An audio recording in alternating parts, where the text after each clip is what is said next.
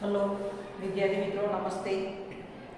अपने आगली विडियोमां चेतातंत्रना चामड़ीवाळा भाग विषे समझीए।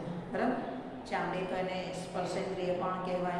बराबर, पहला तो संवेदनाग्राही अंगो कया कया तो चामड़ी छे, जीभ छे, नाक छे, आँख छे, कान छे। बराबर, अने एमां आपणे चामड़ी विषे आगली विडियोमां समझीए। बराबर, आज आपणे जोईए छीए आगळनो, त्यार पछीनो आगळनो आपणे जोईए छीए चामड़ी એટલે શું કે સ્પર્શેન્દ્રિય। સ્પર્શેન્દ્રિય એટલે કે ચામડી। બરાબર, સ્પર્શેન્દ્રિય તરીકે કોને ઓળખાય તો ચામડીને। બરાબર, અને સૌથી કે શરીરનું સૌથી મોટું જે અવયવ છે, શરીરનું સૌથી મોટું અવયવ કયું છે તો ચામડી। બરાબર, ચામડી અને વાળના કાળાપન માટે કયું દ્રવ્ય જવાબદાર છે? ચામડીમાં રહેલું કયું દ્રવ્ય જવાબદાર છે તો મેલેનિન। બરાબર, ત્યાર પછી સૌથી વધુ સંવેદના ચામડી પર કયા ભાગમાં જોવા મળે છે તો આંગળીના ટેરવા પર। બરાબર, પરસેવા માટે જવાબદાર ગ્રંથિ કઈ છે તો પ્રસ્વેદ ગ્રંથિ। અને ઓઇલી સ્કિન એટલે કે તૈલી ચામડી માટે જવાબદાર જે ગ્રંથિ છે કઈ છે તો તૈલી ગ્રંથિ। બરાબર, આપણે આટલે સુધી સમજ્યા। હવે આપણે આગળ જોઈએ છીએ તો એમ કે જ્ઞાનેન્દ્રિય તરીકે કયું અંગ ઓળખાય છે? જ્ઞાનેન્દ્રિય તરીકે તો જ્ઞાનેન્દ્રિય તરીકે આપણે કયું અંગ ઓળખાય છે તો નાક, કે જે આપણે એના દ્વારા ગંધને પારખી શકીએ છીએ। બરાબર, જ્ઞાનેન્દ્રિય તરીકે કયું ઓળખાય છે તો નાક। બરાબર, ચાલો ગંધ પારખવા માટે જે કોષો ઉપયોગી છે તે નાકની અંદર તમે જોયું હશે તો વાળ જેવા આપણને વાળ પણ જોવા મળે છે। બરાબર, કેમ હોય છે તે વાળ તો કે છે જ્યારે આપણે શ્વાસ લઈએ, હવા નાક દ્વારા લઈએ છીએ ત્યારે હવામાં રહેલો જે કચરો છે એ ગળાઈ અને શુદ્ધ હવા અંદર શરીરમાં એટલે કે ફેફસામાં દાખલ થાય એટલા માટે એની અંદર જે વાળ જેવી રચના હોય છે। કોની અંદર? નાકમાં। બરાબર, હવે કહીએ કે ગંધ પારખવા માટે જે કોષો ઉપયોગી હોય છે તે કયા નામે ઓળખાય છે તો ઘ્રાણ કોષ। બરાબર, ગંધ પારખવા માટેના જે કોષ છે તેને કયા નામે ઓળખવામાં આવે છે તો ઘ્રાણ કોષ। બરાબર, ઘ્રાણ કોષ। પછી આગળનો આપણે જોઈએ કર્ણેન્દ્રિય તરીકે કયું ઓળખાય છે? કર્ણેન્દ્રિય એટલે કર્ણ, તો કર્ણેન્દ્રિય તરીકે કયું ઓળખાય છે તો કર્ણ અથવા કાન। બરાબર, કાન અથવા કર્ણ।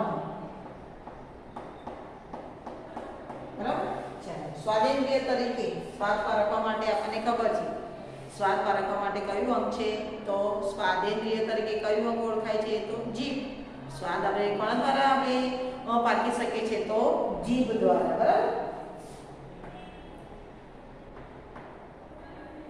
શું કહે છે જીભના સમગ્ર ભાગ પર આપણને એક સરખો સ્વાદ જોવા મળે છે।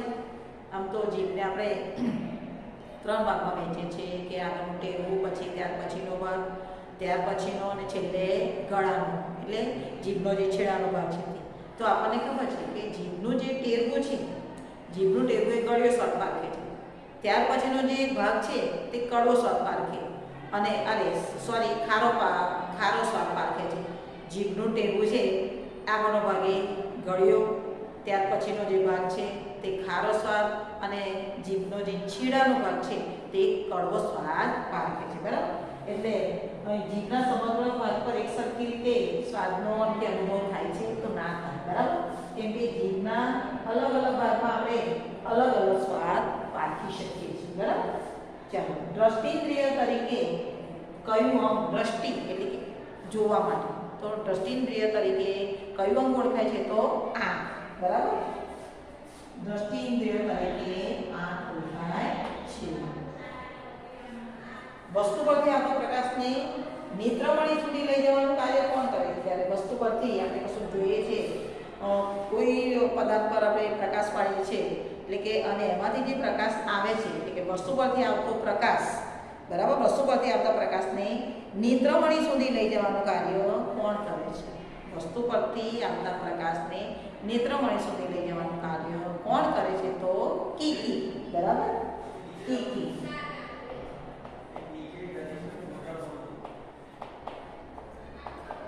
કીકી, બરાબર ને?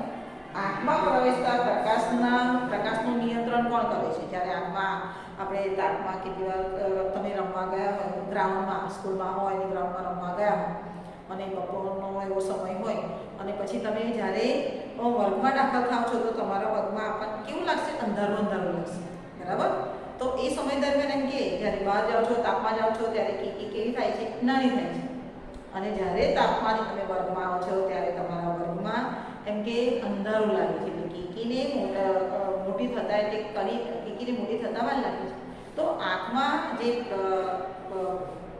પ્રવેશતો જે પ્રકાશ છે, આંખમાં દાખલ થતા પ્રકાશનું નિયંત્રણ કરવાનું કામ કોણ કરે છે? આંખમાં પ્રવેશતા પ્રકાશના નિયંત્રણ કરવાનું કામ કોણ કરે છે? તો કનિનિકા. આપણે તાપમાંથી અંદર આવીએ ત્યારે આપણે કીકીને મોટી થતા વાર લાગે, બરાબર? અને પછી જ આપણે કે વર્ગમાં શરૂઆતમાં તાપમાંથી અંદર આવે છે ત્યારે આપણને અંધારા જેવું લાગે છે અને પછી ધીરે ધીરે કીકી મોટી થાય છે અને આપણને એમ કે વર્ગમાં અજવાળું જોઈ શકીએ છીએ. તો આ માટેનું આંખમાં જ્યારે પ્રકાશ દાખલ થાય છે એનું નિયંત્રણ કરવાનું કાર્ય કોણ કરે છે? તો કનિનિકા, બરાબર? કનિનિકા. આંખમાં પ્રવેશતા પ્રકાશનું નિયંત્રણ કનિનિકા કરે છે. કનિનિકા, બરાબર? ચાલો, આંખમાં પ્રવેશતા પ્રકાશના કિરણનું વક્રીભવન કરાવી નેત્રપટલ પર પાડવાનું કાર્ય કોણ કરે છે? જ્યારે આંખમાં પ્રકાશ દાખલ થાય છે અને એનું વક્રીભવન કરાવી નેત્રપટલ પર એ પ્રકાશને પાડવાનું જ્યારે આંખમાં પ્રકાશ દાખલ થાય છે અને આંખમાં પ્રકાશનું કિરણ દાખલ થતા પ્રકાશના કિરણનું વક્રીભવન કરાવી નેત્રપટલ પર પાડવાનું કાર્ય કોણ કરે છે? તો નેત્રમણિ, બરાબર? આંખમાં પ્રવેશતા કિરણોનું વક્રીભવન કરાવી નેત્રપટલ પર પાડવાનું કાર્ય કોણ કરે છે? તો નેત્રમણિ. નેત્રમણિ કેવો હોય? લગભગ બહિર્ગોળ લેન્સ જેવો હોય છે, બરાબર? નેત્રમણિ.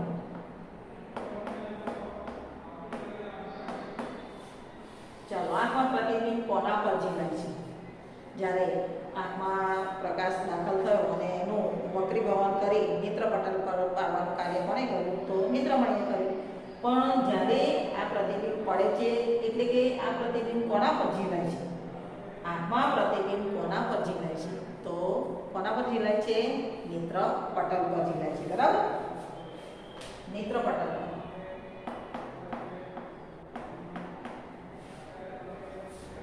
આંખના ડોળાને જકડી રાખવાનું કાર્ય કોણ કરે છે? જે આંખનો ડોળો છે, આપણે જુઓ કે એ આંખના ડોળો એમાં આપણને કીકી દેખાય, કનિનિકા દેખાય, સિલિયરી સ્નાયુઓ દેખાય, બરાબર? તો એમ કે આંખના ડોળાને જકડી રાખવાનું કાર્ય કોણ કરે છે? તો સિલિયરી સ્નાયુ. સિલિયરી સ્નાયુ.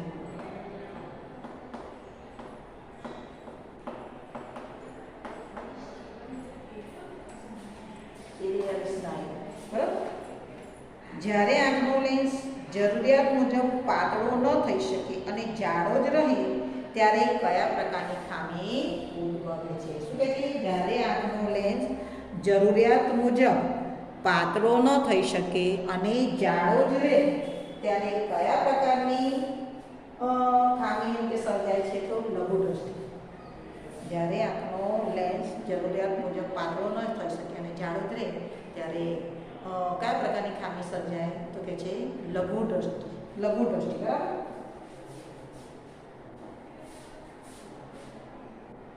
લઘુદ્રષ્ટિ.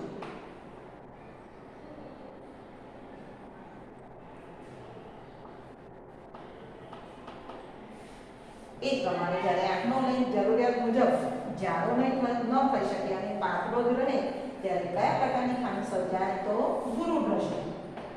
લઘુદ્રષ્ટિની ખામી છે એ નાની ઉંમરની એટલે કે નાની પેલી વ્યક્તિઓમાં જોવા મળે છે, બાળકોમાં જોવા મળે છે. જ્યારે ગુરુદ્રષ્ટિની ખામી મોટી ઉંમરની વ્યક્તિઓમાં જોવા મળે છે. ગુરુદ્રષ્ટિ. ગુરુદ્રષ્ટિ કોને કહેવાય? કે જ્યારે આંખનો લેન્સ જરૂરિયાત મુજબ જાડો રહે અને પાતળો ન થઈ શકે, બરાબર? જ્યારે આંખનો લેન્સ જરૂરિયાત મુજબ જાડો ન થઈ શકે અને પાતળો જ રહે ત્યારે કયા પ્રકારની ખામી ઉદ્ભવે? તો ગુરુદ્રષ્ટિની. ગુરુદ્રષ્ટિની ખામી એ કે મોટી વ્યક્તિઓમાં જોવા મળતી હોય છે, બરાબર? આવી ખામીવાળા અક્ષરથી વર્ટિકલ લેન્સનો ઉપયોગ કરી શકાય. જ્યારે ના જે લઘુદ્રષ્ટિની ખામીવાળી વ્યક્તિ અંતર્ગોળ લેન્સનો ઉપયોગ કરે છે. બરાબર. એના ચશ્મા કયા લેન્સના બનેલા હોય છે? લઘુદ્રષ્ટિની ખામીવાળા જે વ્યક્તિ છે એના ચશ્મા અંતર્ગોળ લેન્સમાંથી બનાવેલા હોય છે. બરાબર.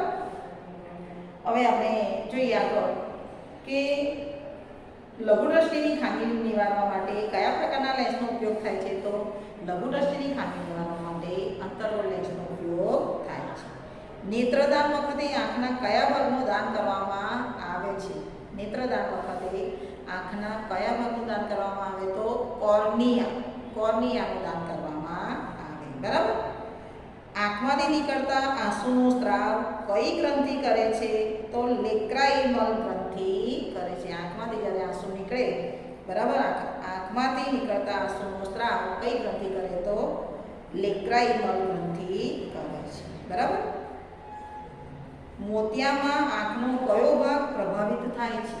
મોતિયામાં આંખનો કયો ભાગ પ્રભાવિત થાય છે? તો મોતિયામાં આંખનો નેત્ર લેન્સ છે તે પ્રભાવિત થાય છે. નેત્ર લેન્સ એ પ્રભાવિત થાય છે. બરાબર. તો આપણે આ જે લખ્યું, બરાબર, તમારે આજે કઈ મુદ્દા લખ્યા છે એ તમારે વાંચીને તૈયાર કરવાના. તમારી જીકે કી જશે ત્યારે પણ કામ લાગશે. તો તમારું HW છે, લખેલા મુદ્દા નોટમાં લખવા. બરાબર. નોટમાં લખવા.